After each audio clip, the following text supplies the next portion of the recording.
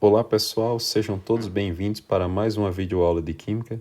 E nessa videoaula nós iremos tentar ajudar vocês a tirarem dúvidas e esclarecerem aí um pouquinho mais sobre reações inorgânicas e sua estequiometria. Toda reação química pode ser representada de modo simplificado através de uma equação química. Toda equação química vai ter dois membros. Tudo que está representado antes da seta eu chamo de reagente. Tudo que estiver representado após a seta eu irei chamar de produto, tá bom?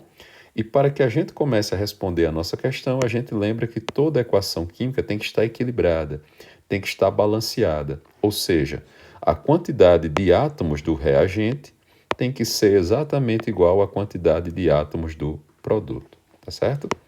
E só para reorganizar aqui, né, ficar um pouco mais organizado e ajudar você a facilitar a compreensão, eu irei reescrever a nossa equação aqui embaixo, tá certo? Para a gente poder fazer os ajustes necessários. Então, nós temos o que? Nós temos a reação de combustão do etanol. Etanol é o nosso álcool comum, né? E o etanol pode ser utilizado como uma fonte de combustível. Se ele vai entrar em combustão, quer dizer que ele irá produzir energia. Toda combustão significa dizer que houve uma oxidação. No dia a dia, a gente costuma dizer que combustão significa dizer que nós temos fogo, temos chama. Mas uma combustão acontece através de uma reação de óxido-redução, tá bom? Então, toda equação química tem que estar balanceada. Vamos balanceá-la então, certo?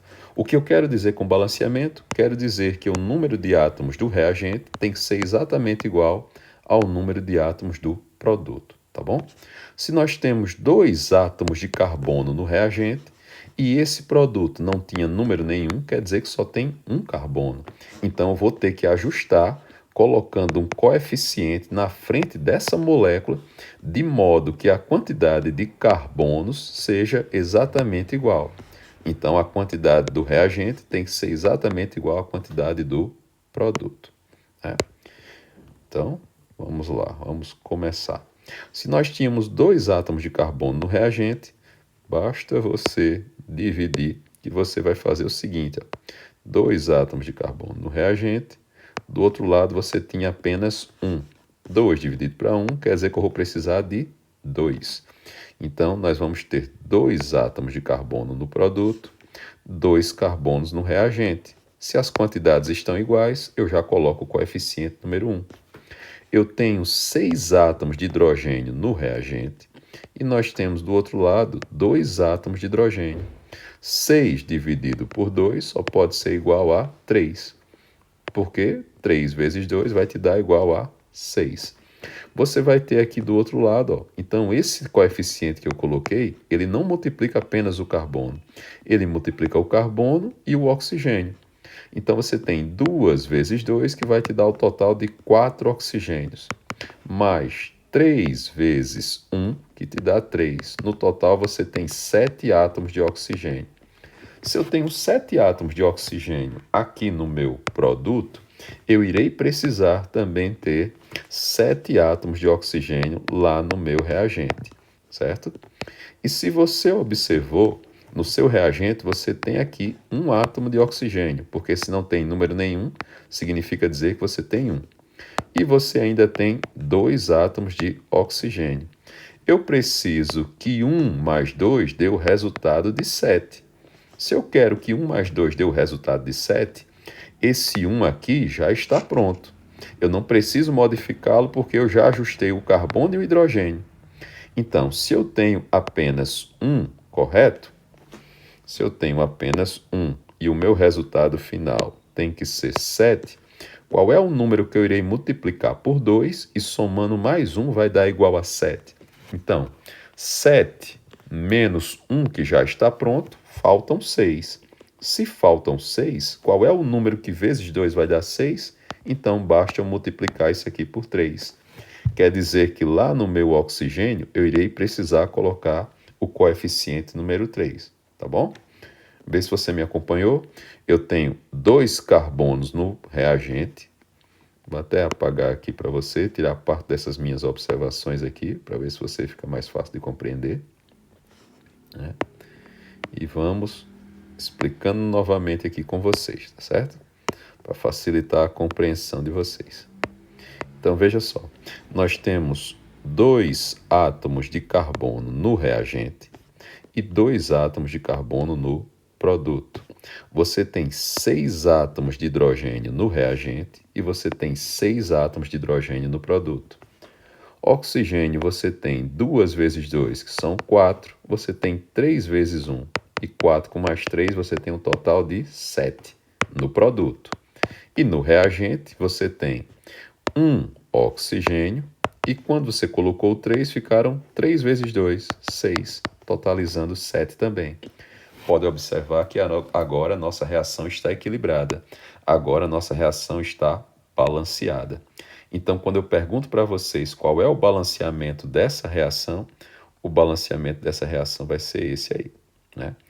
Quer dizer o seguinte, se eu fosse ler a questão direitinho, você iria ler como 1 mol de etanol reage com 3 mols de oxigênio, produzindo 2 mols de gás carbônico e 3 mols de água.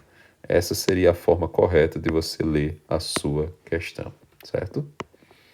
Eu estou só fazendo uns ajustezinhos aqui, tentando deixar um pouco mais organizado para vocês, certo? Um pouquinho de paciência, que eu tento deixar um pouco mais legível para você. Que a caligrafia está faltando, né? Bela grafia escrita, está faltando uma bela escrita. Então, a sua alternativa da letra A, qual o balanceamento da reação? O balanceamento da reação química é essa. A nossa reação é a reação de combustão do álcool. Quer dizer que nós estamos queimando álcool. E o balanceamento é 1 mol de etanol reage com 3 mols de oxigênio, produzindo 2 mols de gás carbônico e 3 mols de água. Feita a sua resposta da alternativa da letra A. Respondida a letra A, vamos então para a nossa alternativa da letra B, tá bom? Letra B, o que ele quer na questão, ele quer a quantidade de cada substância. Se ele quer a quantidade de cada substância, você vai ter que fazer, né, transformar cada mol desse em massa. Então, se eu quero quantidade, significa dizer que eu quero a massa de cada substância dessa. Vamos ajeitar aqui, né? Senão o pessoal vai dizer que essa palavra não existe. Eu quero a massa de cada substância, tá certo? E você vai representar cada uma delas. Então, lá vai. Nossa primeira substância aí. Nossa primeira substância é o etanol, C2H6O. Você vai observar os dados que cada carbono tem a massa 12, cada hidrogênio 1 e cada oxigênio 16, tá certo? Esses são os valores de massa atômica. Então, se cada carbono tem uma massa de 12, cada hidrogênio 1 e cada oxigênio 16. O carbono esteve presente na molécula 2 vezes, então você vai multiplicar 12 vezes 2. O hidrogênio 6 vezes, 1 vezes 6. E o oxigênio, que não tem número nenhum, quer dizer que tem apenas 1. Some todas as massas que você vai ter a massa da sua molécula. Então, você terá 24 com mais 6 são 30, com mais 16, então você tem um total de 46 gramas por mol. E se você prestou atenção, aqui você tem apenas 1 mol de etanol. Então, se eu tenho apenas 1 mol, multiplico por 1 apenas para poder cancelar mol com mol. 46 vezes 1 vai te dar o resultado total de 46 gramas do etanol. Então, significa dizer o seguinte, quando eu escrevo para vocês isso aqui, ó, quando eu escrevo 1 mol de C2H6O, ou seja, 1 mol de etanol, corresponde a dizer para vocês que vale o quê? 46 gramas de etanol, certo? Essa é a massa do etanol. Mas a nossa questão pediu a quantidade de cada substância. Então, nós vamos ter que fazer a massa de todas as substâncias representadas em nossa equação química. Então, fizemos primeiro o etanol, né? Deixa eu só fazer uns ajustezinhos aqui, que eu estou com medo de, na hora de você copiar, anotar, não conseguir nem entender o que está escrito, certo? Então, C2H6O. E não pode colocar o número 1. Coloquei o número 1 apenas para poder explicar para vocês, né? Feito o etanol. Feito o etanol, qual é a segunda substância? A segunda substância é o oxigênio. Se o oxigênio é a segunda substância, vamos fazer a massa dele então, né? Então, oxigênio, O2, segunda substância. Cada O na tabela periódica, massa 16. Esteve presente nessa molécula 2 vezes. Então, quer dizer que a minha massa será 16 vezes 2, ou seja, 32 gramas por mol. Quando nós observarmos o balanceamento, vamos ver que precisamos colocar 3 mols de oxigênio. Então, quer dizer que esse resultado será multiplicado por 3 mols. E você já sabe que mol cancela mol e 3 vezes 32, então a nossa massa de oxigênio corresponde a 3 vezes 2, 6, né? E 3 vezes 3, 9. Você tem um total de 96 gramas de oxigênio, tá certo? Espero que esteja acompanhando, compreendendo. Qualquer coisa, você dá uma pausa no vídeo, vai voltando e tenta entender.